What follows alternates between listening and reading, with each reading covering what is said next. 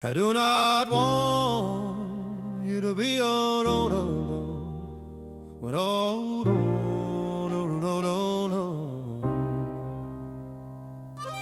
I do not want you to be unaware, brothers, that our forefathers were all under the cloud and that they all passed through the sea. They were all baptized into Moses in the cloud and in the sea. They all ate the same spiritual food and drank the same spiritual drink, for they drank from the spiritual rock that accompanied them, and that rock was Christ. Nevertheless, God was not pleased with most of them, for they were struck down in the wilderness. These things took place as examples to keep us from craving evil things as they did.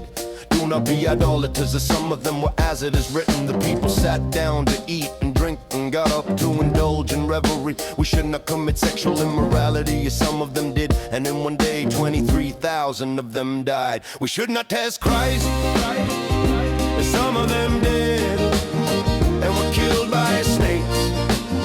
And do not complain, as some of them did, and were killed by the destroying angel.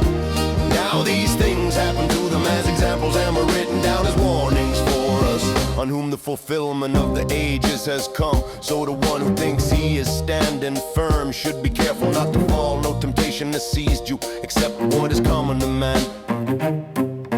And God is faithful, He will not let you be tempted beyond what you can bear. But when you are tempted, He will also provide an escape so that you can't stand up under it. Therefore, my beloved, flee from idolatry. I speak to reasonable people. Judge for yourselves what I say. Is not the cup of blessing that we bless a participation in the blood of Christ?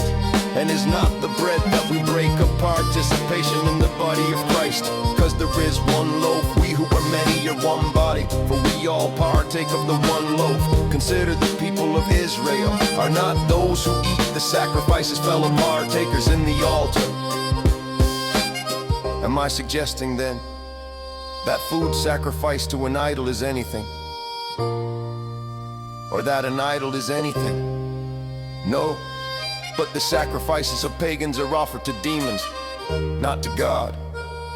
And I do not want you to be participants with demons.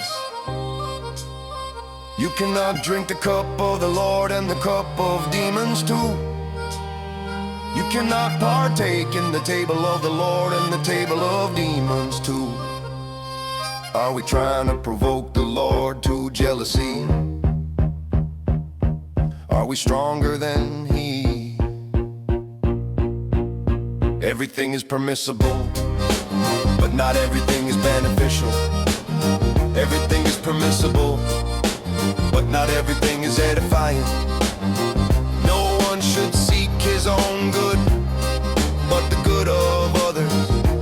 Eat anything sold in the meat market without raising questions of conscience.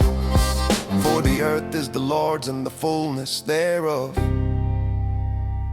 If an unbeliever invites you to a meal and you wanna go, eat anything set before you without raising questions of conscience. But if someone tells you this food was offered to idols, then do not eat it, for the sake of the one who told you and for the sake of conscience. The other one's conscience, I mean not your own. For why should my freedom be determined by someone else's conscience? If I partake in the meal with thankfulness, why am I denounced? Because of that for which I give thanks. So whether you eat or drink or whatever you do, do it all to the glory of God. Do not become a stumbling block, whether Jews or Greeks or the Church of God, as I also try to please everyone in all I do.